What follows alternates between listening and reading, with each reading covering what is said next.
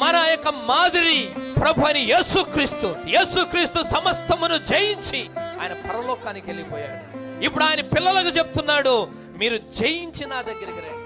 ఈ లౌదేకియా సంఘకాలం యొక్క వివరణ విడిచిపెట్టాలని నేను అనుకోవట్లేదు. ఎందుకంటే ఈ కాలానికి కావలసిన బోధ ఇదే. ఈ లౌదేకియా గుడ్డిది, ఈ లౌదేకియా దౌర్భాగ్యమైన స్థితిలో ఉంది, ఈ లౌదేకియా దిగంబరత్వాన్ని కలిగి ఉంది, ఈ లౌదేకియా దరిద్రతను కలిగి ఉంది, ఈ లౌదేకియా దిక్కుమాలినదిగా ఉంది. అయితే ప్రభు అంటున్నాడు, దాన్ని విడిచి బయటికి రండి. నీవు నన్ను పోలి జీవించాలి. నేను ఎలా అయితే పవిత్రుడిగా ఉన్నాను, నేను ఎలా అయితే పరిశుద్ధుడిగా ఉన్నాను, నేను ఎలా అయితే నీతిమంతుడిగా ఉన్నానో, మీరందరూ కూడా అలా ఉండాలని దేవుడు కోరుకుంటున్నాడు. మరి మనం అలా జయించిన వారుగా ఉందామా? ఆయన రాజ్యాన్ని స్వతంత్రించుకోవాలంటే, ఆయన ఇచ్చే వాగ్దానాలను స్వతంత్రించుకోవాలంటే మనం తప్పకుండా జయ జీవితమును కలిగి ఉండాలి.